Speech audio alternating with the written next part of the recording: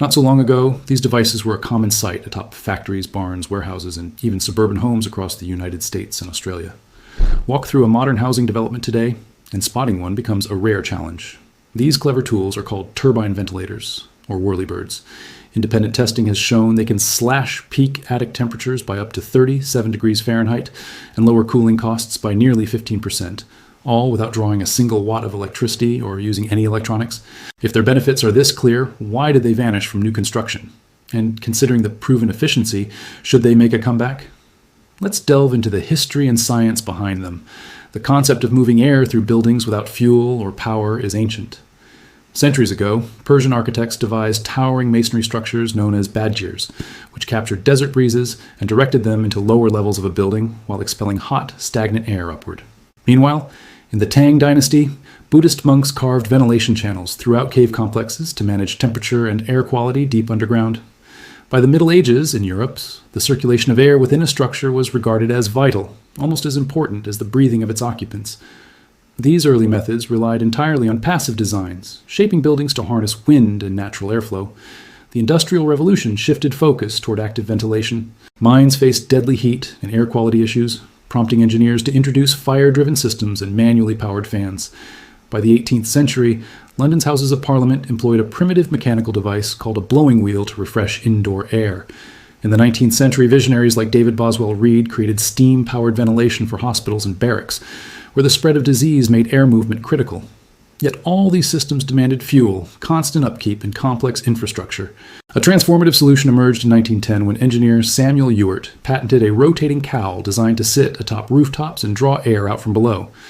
His invention tackled two problems: ventilating enclosed spaces and preventing downdrafts in chimneys, which could force smoke back into homes. Remarkably, Ewart's design required neither fuel nor electricity nor any human effort. Its brilliance lay in simplicity, harnessing three complementary principles to solve a universal household problem. During the peak of American summers, solar heat can bake a roof, turning an attic into a scorching reservoir. Temperatures there can soar past 150 degrees Fahrenheit. That heat doesn't stay isolated. It radiates downward, straining air conditioning systems, forcing them to work longer and consume more electricity to maintain comfortable living spaces. The U.S. Department of Energy notes that each additional degree in attic heat can increase cooling demands by up to 4%. In many houses, the air ducts themselves snake through these overheated attics, warming the cooled air before it even reaches bedrooms or living areas. This is where attic ventilation becomes crucial. It breaks the cycle, expelling hot air before it penetrates living areas. Ewart's turbine was specifically designed for this purpose, leveraging three interwoven principles to operate efficiently. The first of these is Bernoulli's principle, the same force that helps airplanes lift into the sky and allows wind to whip through narrow passages. By creating zones of low pressure, the turbine pulls rising warm air upward and out of the attic, preventing heat buildup below. Combined with the natural convection that occurs as hot air rises and cooler air infiltrates from vents, and the turbine's ability to spin with even the gentlest breeze, the result is continuous airflow without consuming a single watt. For decades, these turbines silently cooled countless buildings, reducing energy bills, protecting roof structures, and enhancing indoor comfort, all passively. So why did we abandon such a straightforward, energy-free solution? The rise of cheap electric fans, the push for mechanical air conditioning, and aesthetic preferences slowly pushed turbines off the roofs of new homes. Yet the test data remains clear. When installed correctly, these spinning ventilators can lower attic temperatures by nearly 40 degrees Fahrenheit and reduce cooling costs by roughly 15%. They work tirelessly, silently, and at zero operating cost, a simple yet profoundly effective technology that history almost forgot. Perhaps it is time to reconsider this old innovation. In an era of rising energy prices and growing environmental awareness, the turbine ventilator offers a proven, elegant, and low-maintenance solution that can complement modern cooling systems or even reduce dependence on them. When wind sweeps across the curved blades of a turbine head, it accelerates the airflow. As the air speeds up, its pressure drops, creating a low-pressure zone inside the turbine. This pressure difference acts like a vacuum, pulling warm air from the attic and expelling it outside.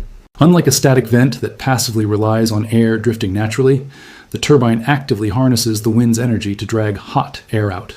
The stronger the breeze, the harder the turbine spins, and the more air it removes. Yet the turbine does not stop when the wind subsides. It also exploits the stack effect, the natural rise of warm air.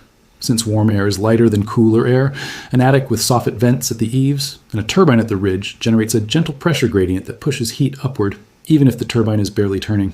The third principle at play is the Venturi effect. As air squeezes through the narrow spaces between the spinning blades, its speed increases, further lowering pressure within the turbine housing and accelerating the exhaust process. Together, these three effects compound, producing a continuous negative pressure at the highest point of a structure. Hot, humid, stagnant air is drawn out, replaced by cooler air pulled in through the soffits below. This simple design has consistently proven its effectiveness. Research by the Air Infiltration and Ventilation Center demonstrated that adding a turbine ventilator can boost attic ventilation rates by an average of 15% over the course of a year, with improvements reaching as high as 50% when the wind aligns optimally with the unit. Studies in the San Diego area found that a properly installed turbine system could lower peak attic temperatures by up to 37 degrees Fahrenheit, resulting in an average energy bill reduction of 14.6%. In practical terms, a standard 12-inch turbine can move between 250 and 350 cubic feet of air per minute when exposed to just 5 miles per hour of wind. A 14-inch model increases that flow to between 350 and 500 cubic feet per minute. Because the turbine uses no electricity, every dollar saved on cooling is a direct gain. However, there are important caveats that have contributed to the decline of turbine ventilators in modern construction. Research from Deakin University indicated that a single 12-inch turbine could achieve a flow rate of roughly 150 cubic feet per minute, but the resulting air velocity inside the attic was only about 1/3 of a foot per second. In ventilation terms, that qualifies as nearly still air. The study concluded that one turbine alone is often insufficient to handle the thermal load of a contemporary home. Proper sizing becomes critical. Most building codes recommend 1 square foot of ventilation for every 300 square feet of attic floor space. In hotter, humid regions like Florida or Texas, experts often suggest doubling this ratio. Yet the limitations of a single unit are only part of the challenge. Mechanical failure has proven to be a major concern. The defining feature of the turbine, its spinning head, is also its most vulnerable component. Over time, ball bearings can wear down due to moisture, dust, or inadequate lubrication, creating squeaks or grinding noises that carry through the roof structure and into living areas. Inexpensive models are particularly prone to these issues, giving turbines a reputation over the years for being noisy and unreliable. Another subtle issue is called short-circuiting. This occurs when a turbine and a ridge vent are placed on the same roof above a shared attic space, allowing air to bypass the turbine instead of being drawn through it. Such installation errors can compromise airflow, reducing the effectiveness of the system. Despite these challenges, when properly designed, sized, and maintained, turbine ventilators remain a remarkably effective zero-energy solution for reducing attic heat and improving home comfort. When a turbine draws air with strong force, a ridge vent can actually reverse its intended function, pulling outside air inside and bringing rain or snow along with it instead of expelling warm attic air. For this reason, roofing experts often advise selecting one exhaust method and sticking with it. Because ridge vents are simpler to install, the turbine is usually the system that gets set aside. Beyond engineering considerations, appearance plays a major role. Turbine ventilators are highly noticeable from street level, and in the American housing market, curb appeal heavily influences home value. Ridge vents, on the other hand, are shingle-over designs that remain nearly invisible from the ground. Across the country, homeowners associations frequently restrict or outright ban turbines to maintain uniform, clean roof lines in modern suburban neighborhoods.